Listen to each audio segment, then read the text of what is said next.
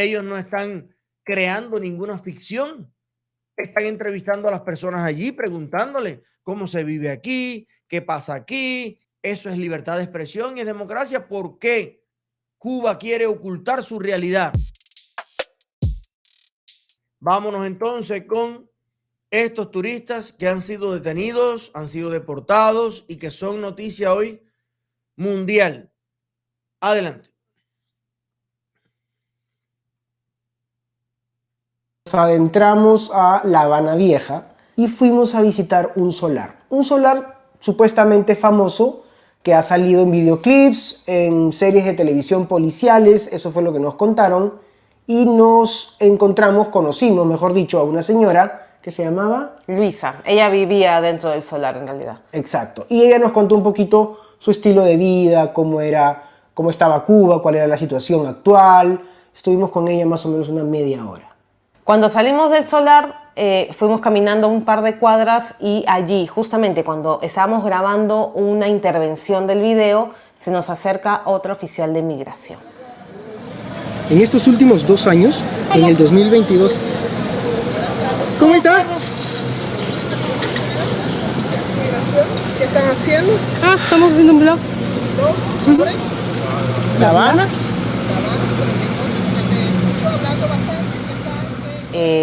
Y básicamente nos hace las mismas preguntas, ¿no? ¿Qué estamos haciendo en Cuba? ¿Qué estamos grabando? Y lo que hace es llevarnos a una casa de una persona que hace Airbnb en la zona y nos sienta en la sala y nos empieza a preguntar, pues, ya sobre nuestra documentación. Sí, estuvimos también ahí como una media hora entre que nos pidieron los documentos, hizo la llamada, otra vez nos preguntaron, todo lo apuntaban en una libreta, el nombre del hotel, el número de cuarto de hotel, punto importante para después, etcétera, etcétera. Después de un rato nos dejan salir. Nos pidió el material. Me gustaría ya de paso hasta aquí hacer referencia a dónde le hacen el interrogatorio en un cuarto del Airbnb privado, particular, de una persona que hace Airbnb en el área. Y por eso es que nosotros, cada vez que vemos el tema de los negocios en Cuba, de cualquier tipo, la gente dice, coño, pero es que son negocios normal, tiene cierta suspicacia. Oye, en Cuba le va bien al que le da la gana a los comunistas y le va mal al que le va la gana a los comunistas. ¿Y en base a qué escogen qué negocio puede operar y le puede ir bien? Y hasta ellos mismos le mandan clientes al que esté todo el tiempo disponible para cooperar con ellos. A mí también la seguridad del Estado me interrogó varias veces en La Habana, en casas privadas, en casas particulares. Era como un arresto domiciliario allí, decir, ¿por qué no me llevan a la estación de policía? No, vamos a conversar aquí que es mejor. Y la vieja hacía café y todo.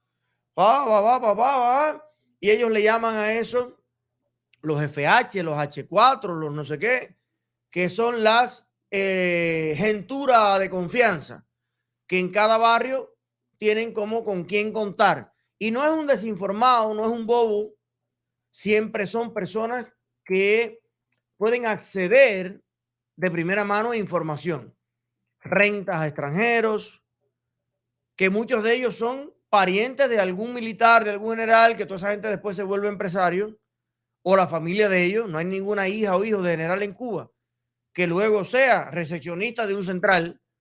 No. Todos son empresarios. Familia de alto militar en Cuba que se respete, todos alquilan casas, todos hacen negocios capitalistas, todos tienen restaurantes y mucha de esa gente trabaja mano a mano, codo a codo con el aparato. Muchos retirados de que este fue CBP en tal cosa, este fue no sé qué en Suchel y ahora se dedica a rentar cuartos. Entonces, fíjate tú, ¿qué negocio en el mundo? Dime aquí en Estados Unidos, pregúntale a Mario, un Airbnb, ¿quién presta la sala de tu casa para hacerle un interrogatorio policial a unos extranjeros? A eso está la unidad de policía. Mira la mezcla que te estoy hablando entre lo privado y el aparato estatal. Vamos a seguir escuchando.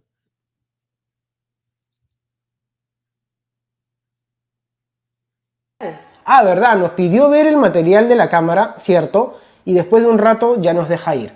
A las 4:20 aprox nos tocan la puerta del cuarto del hotel. Cuando nos acercamos a abrir, vemos 2 oficiales de inmigración y 2 personas que trabajaban en el hotel.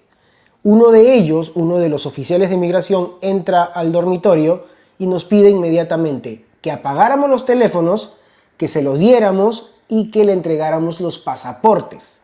Eva en ese momento le dice que quiere llamar a la embajada. Y por supuesto se niegan a que hagamos esa llamada diciéndonos ¿no? que podíamos llamar una vez que llegáramos a las oficinas que nos iban a llevar.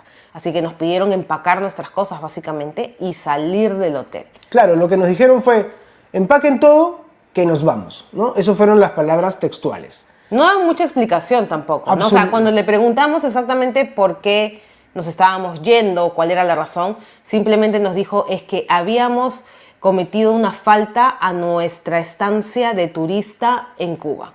Exacto. Pero no nos dicen cuál fue la falta y en qué momento. Las maletas en un cuarto y nos llevan a otro, un cuarto de interrogación, asumimos nosotros. Y fue que nos dijeron, ¿qué organización no gubernamental les ha pagado para venir a desprestigiar al gobierno de Cuba? Y ahí fue donde nosotros dijimos, wow, o sea, no nos ha pagado nadie, no pertenecemos a ninguna organización, somos personas públicas básicamente, o sea, prácticamente se conoce todo lo que hacemos y es complicado o difícil escuchar una pregunta así, que alguien te esté acusando de que perteneces a una organización de esa naturaleza para ir a un país a desprestigiarlo. O sea, es como que un poco insólito para nosotros.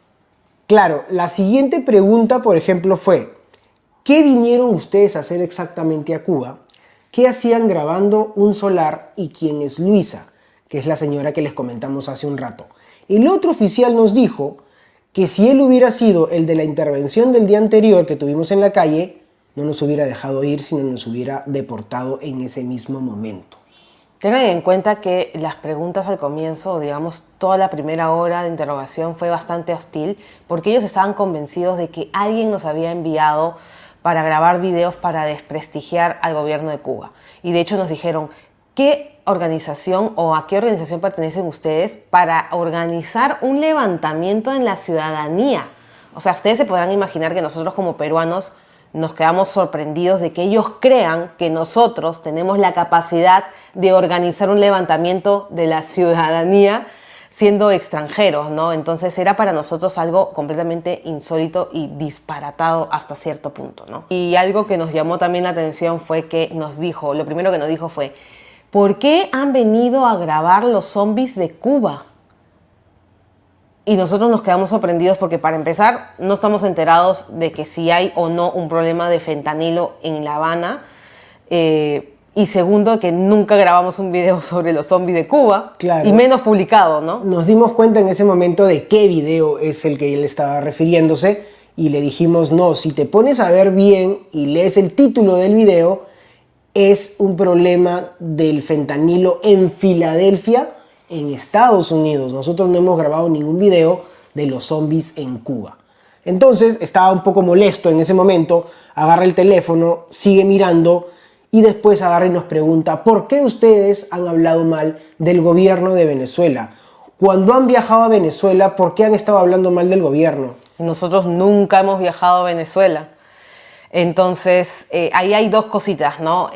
Primero, nos sorprende el hecho de que un país se moleste o le fastidie el hecho de generar contenido sobre un tercer país que se supone no tiene absolutamente nada que ver, pero para aquellos que de repente pueden leer entre líneas entenderán la situación que existe entre estos dos países. Y lo segundo fue que no... Yo estoy alucinando, por un lado, en que todavía, o sea, estoy por un lado asombrado, pero, o sea, que no es asombrado. Me asombra que esto siga idéntico. Es lo que me asombra, no lo que pasó. Yo conozco 1000 historias peores que esta de amigos de cualquier parte del mundo que me visitaron a mí una noche en el Canal del Cerro y fueron deportados. De mi casa expulsaron a una familia cubano-sueca por pasar una noche en mi casa, expulsados del país. No, esto, yo tengo mucha experiencia en esto. y cualquier opositor cubano sabe. Bueno, el punto es, yo me pregunto, si en Venezuela mañana la presidenta es María Corina o es Edmundo González, ¿le seguiría molestando a La Habana que alguien vaya a Venezuela? Que no es el caso, ellos ni fueron. Pero si la presidenta es María Corina y va alguien a Venezuela y hace un blog criticando la violencia en Caracas, ellos lo detienen en La Habana y lo increpan. Porque si ellos quieren a Venezuela, Venezuela no es Maduro ni es María Corina, Venezuela es Venezuela. Si mañana cambia el gobierno y no es Maduro, ellos se pondrían bravos de que alguien hable mal de Venezuela. Entonces no es Venezuela lo que les interesa, ni es la buena imagen de Venezuela. Es prácticamente su hermano asesino que está allí y que obviamente todo el aparato cubano no solo se encarga de preservar el poder maligno en Cuba, sino también de no perder el poder en Venezuela, de donde chupan, expropian recursos para mantener la dictadura en Cuba. Vamos a seguir escuchando, pero esto que tú estás escuchando no es una cosa aislada que le pasó a ellos. Eso se lo hacen todos los días a cualquier persona que venga y tenga contacto con un opositor, filme un derrumbe, haga cualquier cosa. Lo que pasa es que estos dos son youtubers y lo contaron, como lo han contado otros en el pasado, pero de cada 1000 que le pasa, uno lo cuenta. Míralo aquí.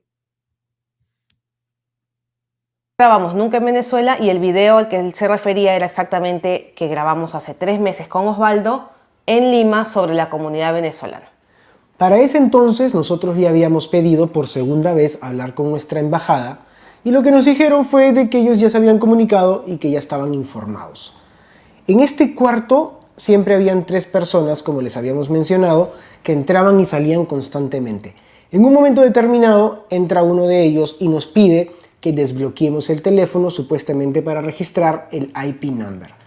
Lo curioso es que al rato, como a los 15 o 20 minutos, entra otro de ellos, pero ya con preguntas más específicas. ¿Quién es esta persona? ¿Por qué te ibas a encontrar con ella mañana? ¿Por qué ibas a entrevistar a esta otra persona? ¿Qué pasó? Seguramente lo que nosotros creemos es que para ese entonces ya habían revisado nuestras conversaciones de WhatsApp. Sí, porque evidentemente si hubieran sabido eso con anterioridad, nos lo hubieran dicho desde un primer momento, ¿no? O sea, y es una cosa que a nosotros no nos gustó para nada, porque no solamente porque te revisan tus cosas, sino porque el celular contiene información sensible, ¿no? Tienes información bancaria también. Y se lo hicimos saber y le dijimos, mira, yo tengo información aquí importante y yo no quiero desbloquearlo. Y la verdad es que de alguna u otra forma, con la forma en que te hablan, pues no te dejan otra alternativa, ¿no? Ya para todo esto habían pasado un par de horas y seguían más o menos con el mismo discurso, con el mismo interrogatorio de digan la verdad, colaboren, si no colaboran van a pasar un tiempo más largo aquí. O sea, ya la situación se puso un poquito más como que hostil, un poquito más de amenaza, como que si no dices lo que yo quiero escuchar, te vas a quedar aquí un tiempo indefinido. Y nuevamente pedimos hablar con nuestra embajada, se nos negó en todo momento, incluso diciéndoles, mira, quiero solamente hablar con la embajada para que avisen a algún familiar mío, porque ya han pasado más de 12 horas y no nos hemos comunicado con nadie, ni con amigos ni con familiares.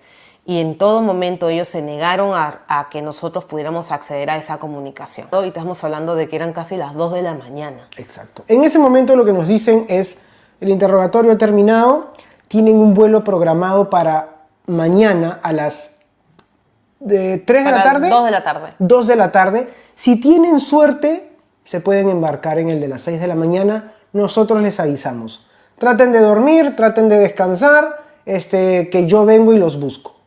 Hasta ahí quedó. Tratamos de dormir, creo que pudimos 15, 20 minutos medio sentados. Nos vienen a buscar y nos llevan efectivamente al aeropuerto como a las 4 de la mañana. No nos han entregado hasta ese momento ningún tipo de documento, ni nuestros celulares. Nos llevan a un cuarto separado de las salas de espera para que esperemos a la hora de abordar el vuelo. Exacto. Y ahí estuvimos hasta que empieza a entrar la gente, nos llevan por un pasillo distinto y uno de los oficiales les entrega nuestros pasaportes a alguien de la aerolínea y en ese momento nos dicen tu teléfono, muchas gracias, que tengan un buen viaje. Nosotros no tuvimos nuestros pasaportes hasta llegar a Perú. Nuestro pasaporte pasó de la aerolínea que salió de Cuba a la que salió de Panamá a la que llegó a Perú. Y ahí fueron más o menos, llegaríamos a las 12 del día más o menos. más o menos del día a Lima. siguiente.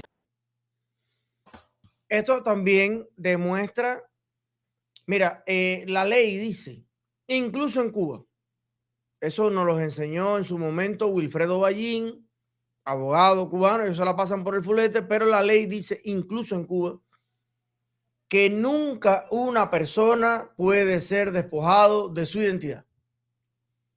Cualquier autoridad del mundo puede chequear tu identidad.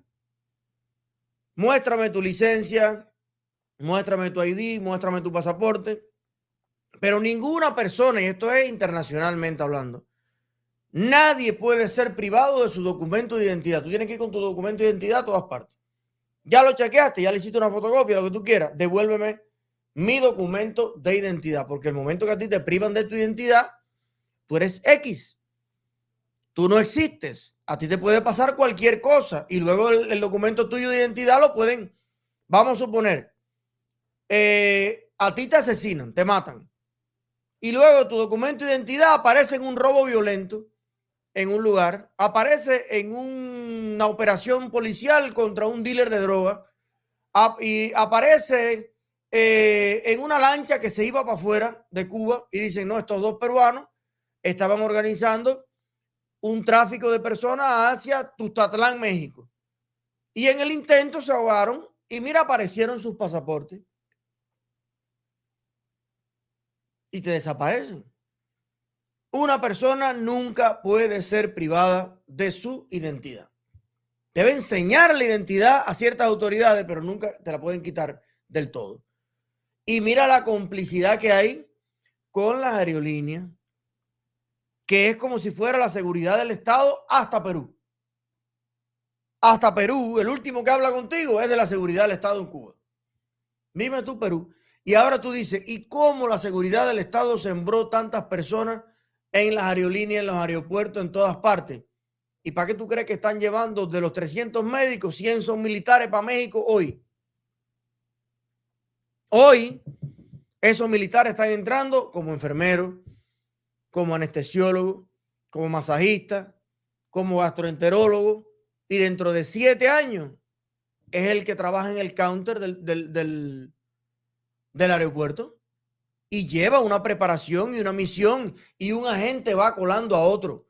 Ya cuando ellos te cuelan un espía, un agente en el aeropuerto de México, ya sabe que va a ir como enfermero 3 más, que cuando hacen la convocatoria para trabajar en el aeropuerto, ya ese que es supervisor dice tú y tú, y entra.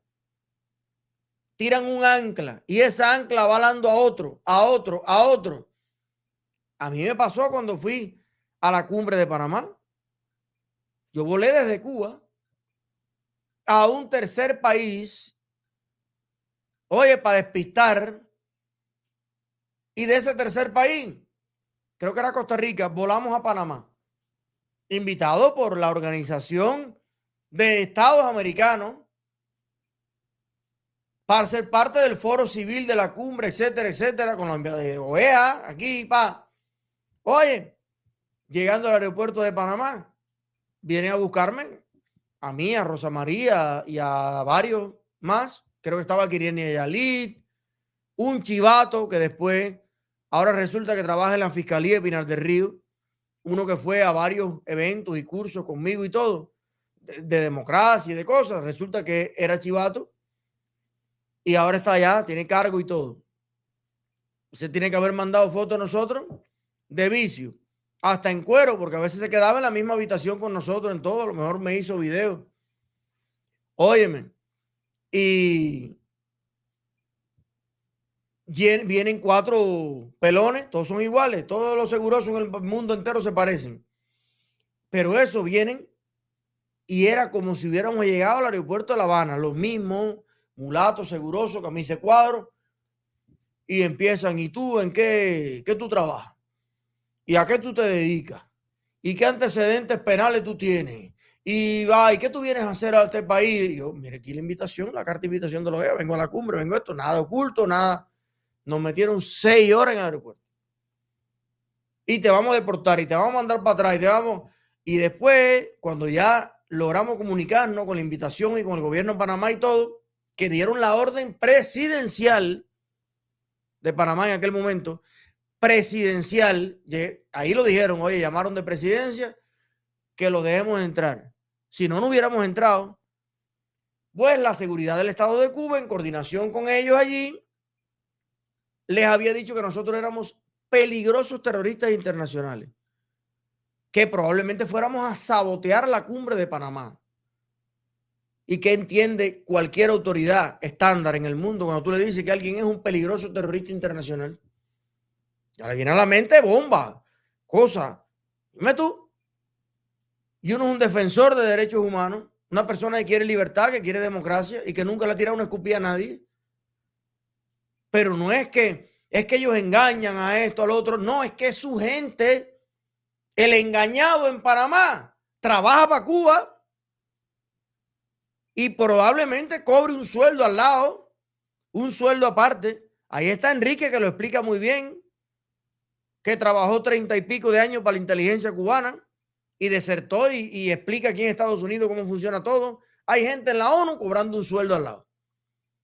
Hay gente en Francia cobrando un sueldo al lado. Hay gente en la UNICEF cobrando un sueldo al lado. Hay gente en todas partes.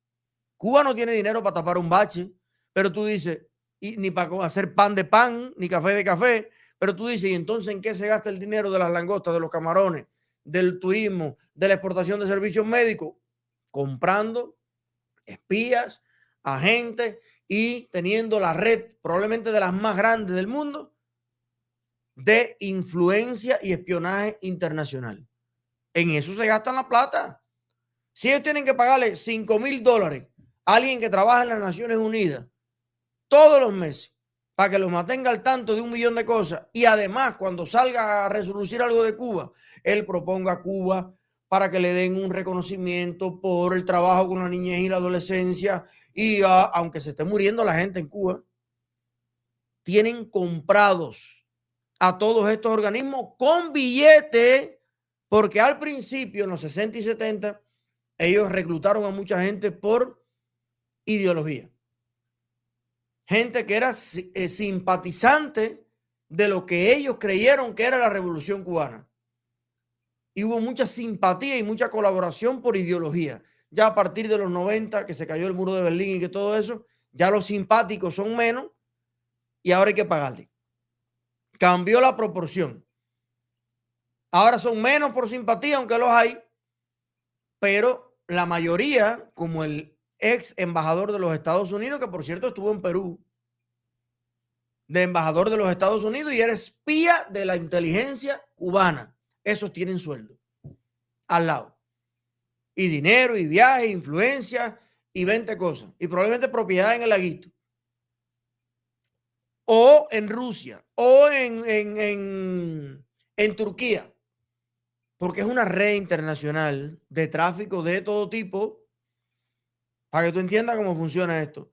Ahora, la gran pregunta, entonces, ¿tiene o no tiene sentido cuando impulsamos la campaña No Travel to Cuba?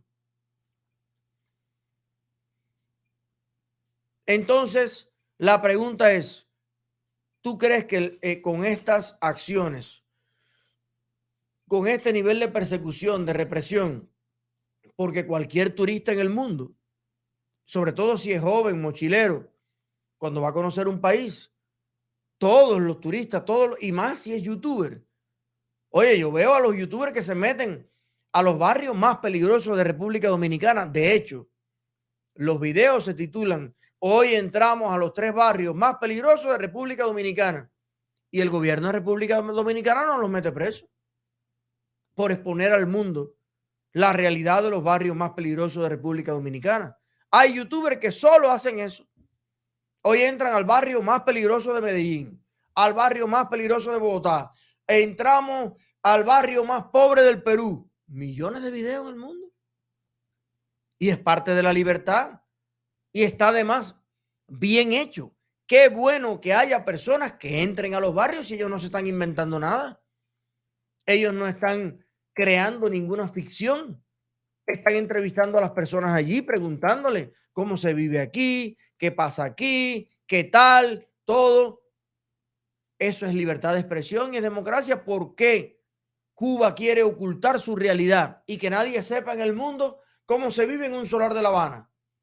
¿Cómo se vive en medio de los derrumbes? Si esa es la verdad. Ah, no, pero claro, ellos tienen que controlar la verdad para difundir la mentira. Lo que ellos quieren que se vea es la conga de Gerardo. Claro, y ante un video hecho por youtubers profesionales de los solares de La Habana y la conga de Gerardo el día de los CDR en Santiago de Cuba, ¿cuál tú crees que va a coger más vista? ¿Cuál se apega más a la verdad de Cuba? ¿Cuál va a ver más el mundo? El video real de los youtubers allí. No 4 viejas puercas sin dientes dando meneo para lo que sea, Canel, para lo que sea, porque es que eso es una, aparte de una asquerosidad, es una barbaridad. Para ellos poder difundir la mentira, ellos necesitan cortar la verdad, cortarle las piernas a cualquier foto, video real que salga de lo que vive el cubano. Yo lo único que les pido a estos youtubers que los estamos contactando, estamos escribiendo, a ver si los podemos traer al programa, les pido que no se callen y que nos ayuden al pueblo cubano, ese pueblo cautivo que ya ustedes vieron que no dejan que se exprese, que difundan la verdad de todo lo que vieron en Cuba y se conviertan también en la voz de esa viejita, de esa cubana, de esa gente que está en esos cuevas en peligro de derrumbe, sin corriente, sin luz, sin agua, sin comida y sin nada. Ayúdenos a difundir la verdad de lo que pasa en Cuba.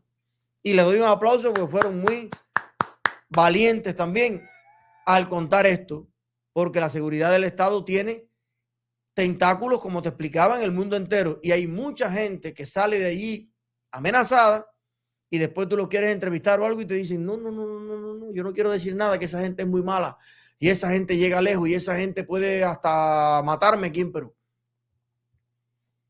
Hace falta más personas valientes como ellos.